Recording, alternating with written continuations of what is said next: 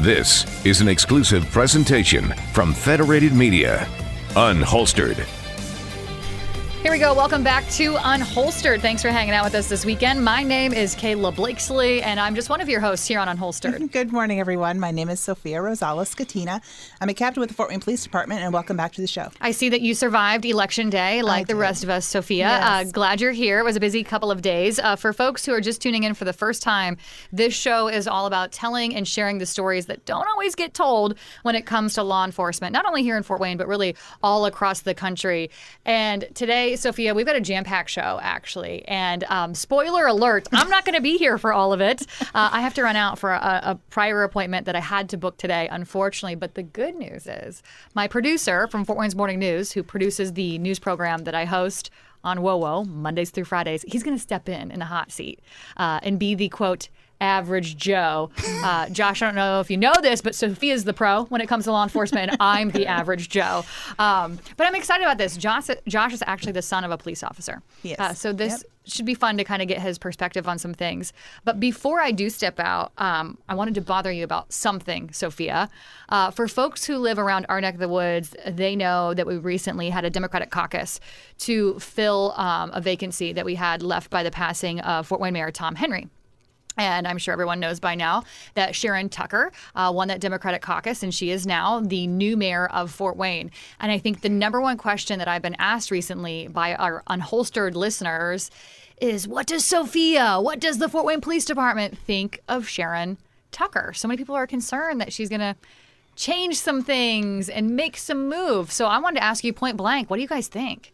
Well, I've worked with Sharon. She was the Southeast representative on City Council. So because I'm a commander in the Southeast Quadrant, I have worked on her on several occasions. I find her to be very smart and bright. I'm looking forward to working with her. I don't think anyone has any expectations that she's going to be Mayor Henry 2.0. That's not fair to her. That's not fair to him. She is her own person. She'll make her own way.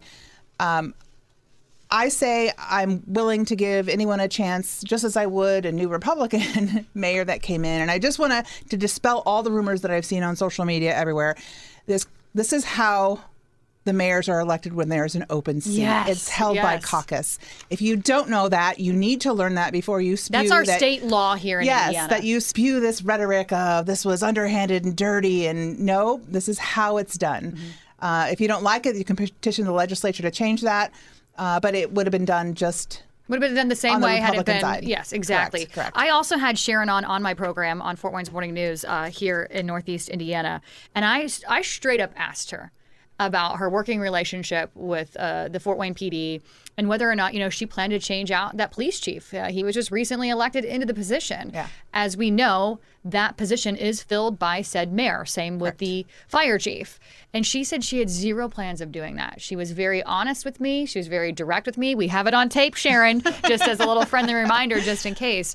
Yeah. But for the listeners who are really concerned about that happening, her kind of swapping out who's leading the helm there of the Fort Wayne Police Department, she straight up said she doesn't have plans to do that. And I have talked to so many people on both sides of the aisle who have worked with her in the past, and they all said the same thing, that she has great working relationships with Democrats and Republicans. So I don't know, Sophia, hopefully that helps kind of ease some of the concerns that our listeners have been having about her. I say take it day by day. Let's see how it goes before anybody gets irate about anything. But I've heard the same thing when she was on county council.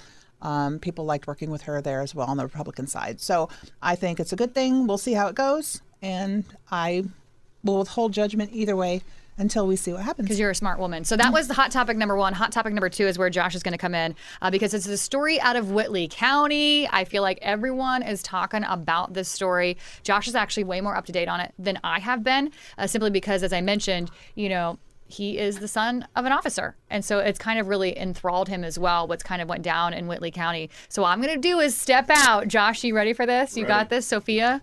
And your guest, we haven't even introduced our guest yet, who's here to talk about this story out of Whitley County. But best of luck. I'll be back next weekend here on Unholstered. Okay, we'll see you. Welcome, Josh. Into the hot seat I go. Here we are, friends. So let's introduce our special guest here that KB was alluding to. Well, he is no stranger to this program, and I will let him introduce himself now.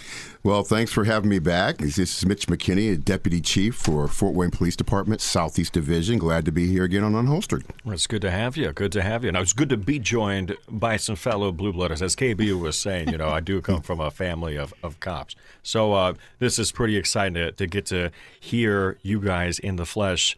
Normally, I'm hearing you guys on the radio, but here we are. And we have an important topic to talk about because this one has really captivated our audience here at WOWO, especially. Yeah, we've gotten a lot of mail from it. I have never seen some of the comments that I have seen come in on the WOWO page, on the Facebook pages, talking about what side they are on. And it's polarizing because you do have people on both sides here. So before we get too far out of the way there, let's talk about this, though. Let's break it down from your perspective. So first, I want to preface this by saying thank you to everyone actually reaching out on the WOWO lines. I have not read the emails. Kayla read them and was telling me about them.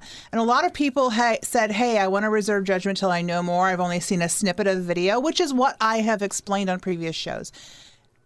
Wait till you see the totality of everything before you make your determination of whether something was right or wrong. Right. And then you need to know, like, from certain circumstances, how things aren't always how they appear.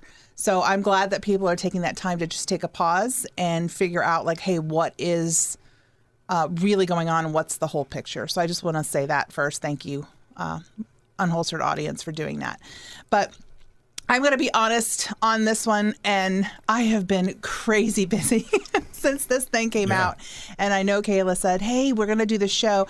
I turned to my guest because I have been swamped. I have not seen the totality of the video, honestly.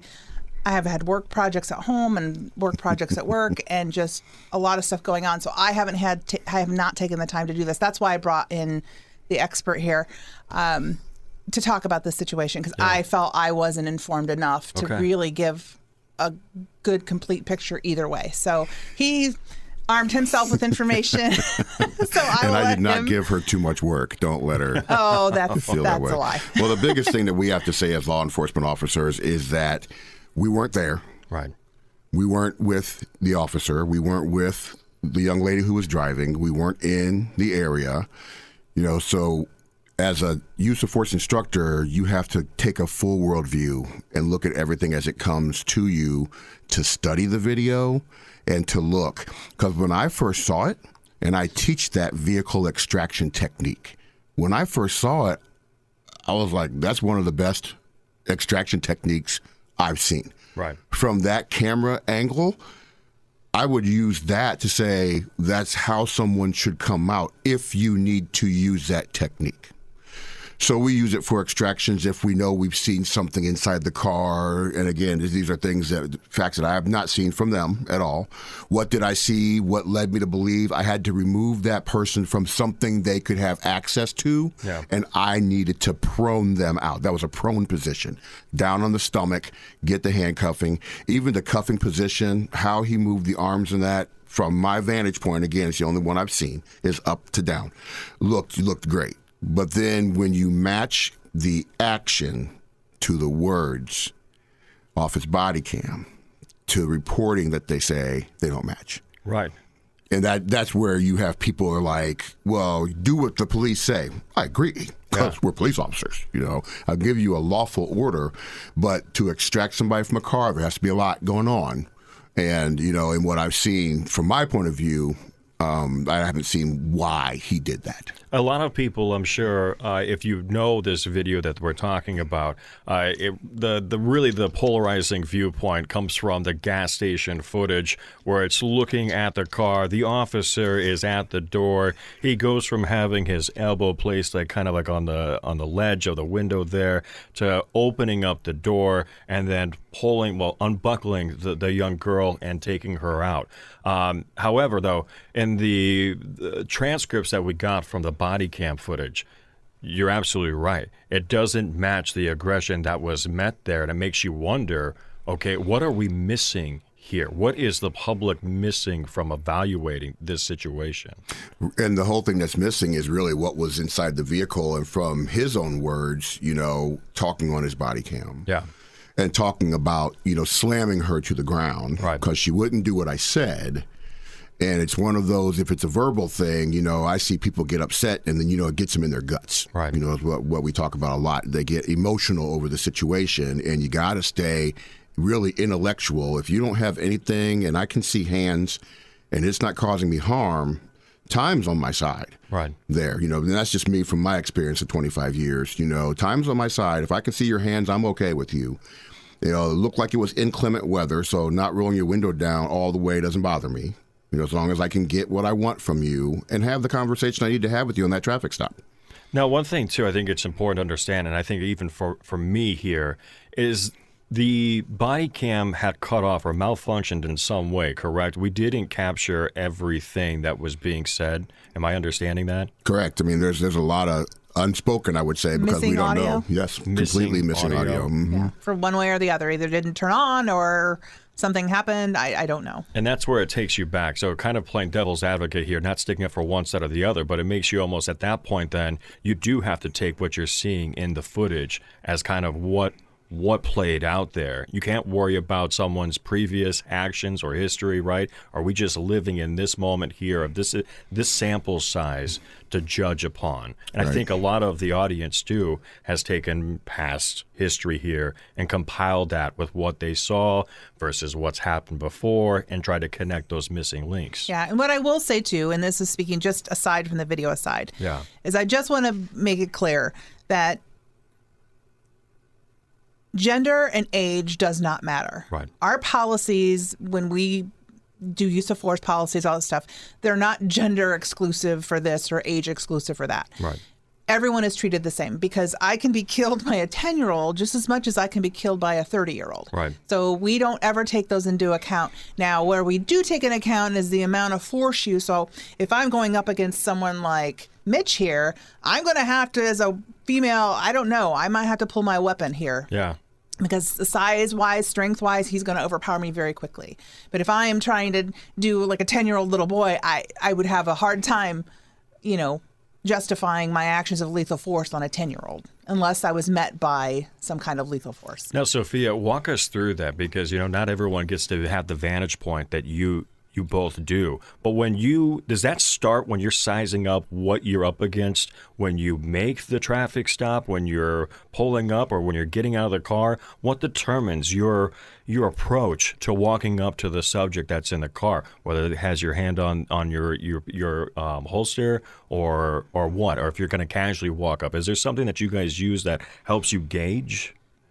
I try to treat everything the same because I just like to just be kind of robotic when I do things. Like, I know I'm doing this and I do this every time.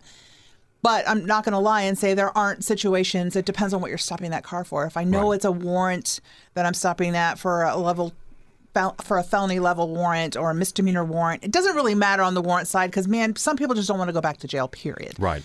So they can do anything. Do I know this person? Have I dealt with them before? Is this the car I stop frequently for the same thing? Because I'm thinking we all know those cars that are around town doing donuts and the lights and stuff, right? So have I stopped that car before? Is this the fourth or fifth time I'm stopping from the same reason? Is it just someone running a red light or someone running, speeding? I mean, but then again, what are they doing that for? Are they running dope? Are they, just someone who just disregards law completely? So it's just, there's a lot of things that go into it. And I think as you grow in this profession, you learn to size up things. You get that intuition just starts clicking a lot better. Where I am now to where I was on year 1 or 2, completely vastly different. And how I see things and things I pick up on people. Mitch, is that the same for you? Is it fair to say, or do you have a different approach? Well, it's same but different. You just have to realize that every traffic stop's an unknown risk. Yeah. And the way I teach it to folks is like, I'm in my car. That's my land. You're in your car. I don't know what's in that car. So I take different approaches to the car, driver's side, passenger side. Or if I look and someone's moving there, I'll call for someone else to come. Give me another car up here because I want more of us than who's in the car. So I want to balance the scale in my favor to walk up there, and you just got to constantly look. And the whole thing I look for, and even when I teach our standards for stops, is hands. You have got to see the person's hands. Just put your hands on the wheel for me. When you talk, don't reach for anything until I ask for it, because you don't even know I may not ask you for anything. And that's been the safety for me, again, for 25 years. And it's just one of those things where you have to see the person's hands. Okay, let's go back to the video now, specifically to the point when the officer opens up the door and decides, and there's that moment, there's a pause moment where he's got his hand on the open door waiting for her to either obey a command or something wherever. What happens there in that moment that clicks in his, mind as an officer to say, okay, now I've got to go in there, unbuckle, and pull this girl out? Again, we weren't there. Right. Couldn't hear it. Right. Was there, but they appear to be arguing. Okay. You can argue through a closed door. Yeah. Again, you can see her hands when you look at part of the video that they show. Okay. And you can see her, but he wanted her out of there. For what reason? And again, the traffic stop isn't criminal. So you stop for speeding. That's not, criminal. It's a civil. It's my word, their word. And if we go to court, we'll talk about it. What tools did I use to say that she was speeding? I gave her a lawful order, red and blues, and she pulled over in the gas station. Something happened between those two, and I hope that we hear what that is, because that's what's fair to people who are judging this, is to actually hear exactly what that exchange was. And I think with that being said, it kind of brings us to that point right here where we can, what should the public take away from hearing this conversation, or is there anything else that we need to add to this conversation in the terms of this incident that maybe the public isn't getting the full gist of? You folks are both in law enforcement, and you have been in law enforcement for several years. What can folks take away from this? When you're stopped, let the officer guide what's happening and listen to what the officer's saying. And if you don't feel safe, something's not right, you call 911. Call it from your car. It says, I don't know. If you don't know, pull to somewhere safe that's well lit. If it's really dark, keep pulling until it's well lit. And then guess what? The officer, the dispatcher, we all connect, and they're like, yeah, that's an officer who's stopping you. They're talking to him. It's just all we want is compliance to come through. And people know why they're being stopped. 90, 95, 99, they know why they're being stopped. They know they have an equipment violation. They know they were speeding because they get that look like, oh, here they come, right? And we just want people to be compliant. Just sit still, keep your hands on your wheel. If it's nighttime, light up the inside of your car if you can, and just wait for our instructions. Sophia, what say you on the matter? Same. I'm not going to ask you to do anything like get out of your car and do a mile run. I'm just if I ask you to get out of the car, there's a reason for that. Just do it. I don't think that's anything that's just crazy. If you don't think that things have gone your way in that traffic stop the way, and you've been treated fairly, or you have been treated, rudely or something like that, you can go to IA and then file a report. And my body cam should be there. I don't have cameras in my car, nor do I have a body cam because I don't work the streets. But most people on the streets in this town do, and most towns surrounding this. I think everybody has them now. That is where, you're going to find your justice. They're going to have to produce the body cam and the audio that goes with it. There's policies surrounding that. If they're in violation of the policy, they will be disciplined. They're not going to be fired, right? Unless it reaches to that level. But if the audio is missing from their body cam, that's a violation. If the video is missing and they just didn't turn it on at all, that's another violation. Then we have car cams that come on automatically when your lights come on in your cars, and most of our cars have them and they're in proper working order. So there's lots of things that you can do after this traffic stop, but to sit here and go back and forth with an officer with words is just, it doesn't get anywhere. And I just find it completely unnecessary. If you don't know, if you think you've been wrong, then just take it to IA and off the streets where nobody gets hurt, and then seek your justice there. I like it. So, hey, thank you both for talking about that, because it's been a very important topic that has been flowing through WOWO's veins for the last several weeks. Seriously, you would have thought that there wasn't a primary election that was happening. But I do want to shift topics here, and I don't even know if you guys are prepped up for this or not, but we're just going to roll into it. Recent shooting at the mall, right? Mm-hmm. Obviously, though, this is 3 so far in the last year? Yes. let's talk about this. And you guys may not be ready for this, but let's just talk about it. I'm always ready, Josh. Always ready. Well, folks, you know what? I mean, even myself, I'm a newcomer here. I've only been here 2 years, but now I'm starting to have concerns. I'm starting to have concerns about the safety. I got a wife. We like to go to the mall on the weekends after having our Proximo breakfast, do a couple laps, you know what I mean? But now I'm a little concerned, and I guarantee you if I have these concerns, a lot of folks here in WOWO land are concerned too about the safety of our mall. Is there anything that we have to worry about? Well, I think you should always be worried, and the mall is not, exclusive to being a worry zone for people. We've had people shot and killed on the street. We've had people shot and killed at parties. We've had people shot and killed at businesses. So it's not just exclusive to the mall. It's happened 3 times in the mall, and think about it. It's a huge area. Oh yeah. Right, and they have no. There's no metal detectors. I saw people put metal detectors. There's too many doors, too many access points. Right. It's not feasible to do that. I've heard a lot of talk about just the kind of climate that the malls become, and maybe that's the problem. Maybe too many idle hands, too many young people there, unsupervised. And maybe that's something that the mall comes up with. Like, if you cannot hang here if you're a teenager, unless you're with a parent or guardian or something like that, or you can come in here for certain periods of time. But this is basically just self-responsibility, I think, and accountability. These are people that are having beefs at the mall, and instead of fist fighting it out, they're taking out guns and shooting indiscriminately at whatever. And that's exactly what happened here. 2 people met up, had some words, I imagine, and then started to shoot. But these are not like skilled shooters. Right. These are just people Right. that think that the gun is magically going to hit who they're intending to shoot. And it's just not so. Those bullets go everywhere. And when they go through someone, they can also travel and hit someone else. So there's so many things that go on this. It's really unfortunate for Glenbrook that this is all happening there at their business. They did increase police patrol after the last, and I know we said that on the last show when we talked about the second mall shooting. Yeah.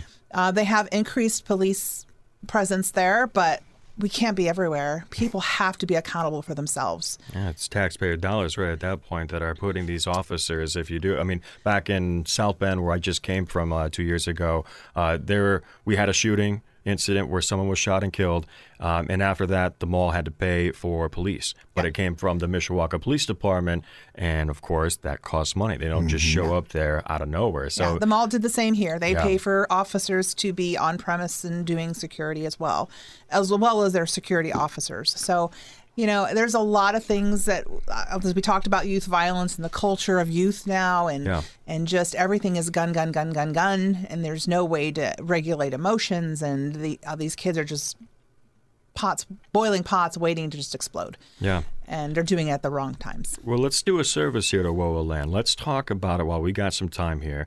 Let's talk about what can you do to be prepared for a situation like that, because I feel like it's inevitable, right? With the climate that we live in, it's going to happen. It's whether or not you're going to be prepared to be able to act and react and maybe save your life or the people that you're with. So what can WOWO take away from any advice that y'all have? It's simple, and it's the same thing we teach our kids in the schools. It's avoid, deny, defend.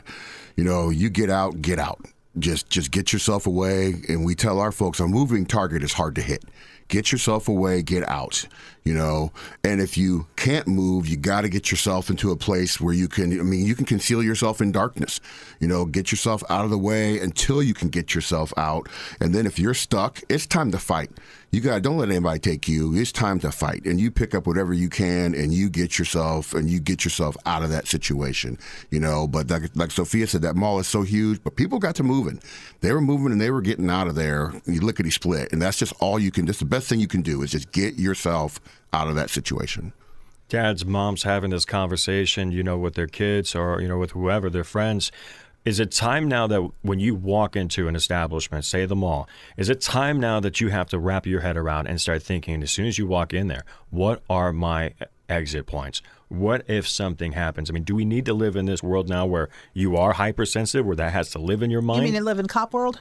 Yeah, I mean, listen, right? Where your back's never to the door, and you're always looking But for exit seriously, points. though, Where's the AED? The streets, the mall. I mean, you can't even drive in your car. If you say the wrong thing to somebody, man, Right, exactly. You We've don't know had what's that gonna happen, or cut them off. And, Right, you know, right. yeah. I think really you should just be aware. I wouldn't call it hyper aware, but we have so many people with their heads buried in their phones, just walking around and just not aware of anything around them. I mean, I see it every day, like crossing the street downtown on their phones, not paying attention. And I'm like, oh my gosh, pick your head up. You're Right. crossing the street. Look, they're just assuming people are going to stop.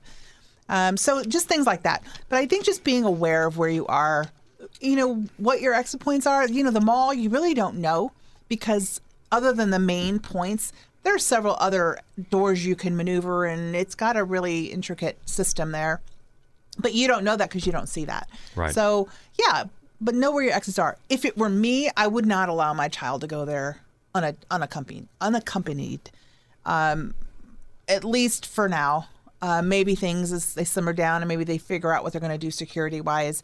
But if it were me, I wouldn't allow my children to go by themselves at all. But your children, just like they are at school, really the school is no different, right? We teach active shooter drills at schools, and people say they're terrifying for kids, but it's the same thing going on at the mall. I mean, if there's a shooter in the mall, you're going to do the same things as you are in the schools, what they're taught. So I think it's good that they're taught those things at the school, because they can apply them to any place that they're at outside of the school as well. Those skills don't change because you're not in school anymore. It's the same premise. No, now it's the adults now. Now it's us that need to get versed in making sure that we're smart, because the kids now, unfortunately, through the climate, they could have probably been show going us, through it. right? Yeah, right. They can learn a Exactly few right. things or two. Yeah. Well, hey, I just wanted to thank Sophia. I wanted to thank Mitch for joining us here today. Thank you, Josh, Yeah, for stepping in. That was awesome. I stepped in here. That's right. This has Pinch been, hit, man. Yeah, this has been Unholstered here on WOWO. Thanks for listening to Unholstered. Be sure to subscribe on Spotify, Apple, Google Play, or wherever you listen to podcasts. Just search Unholstered.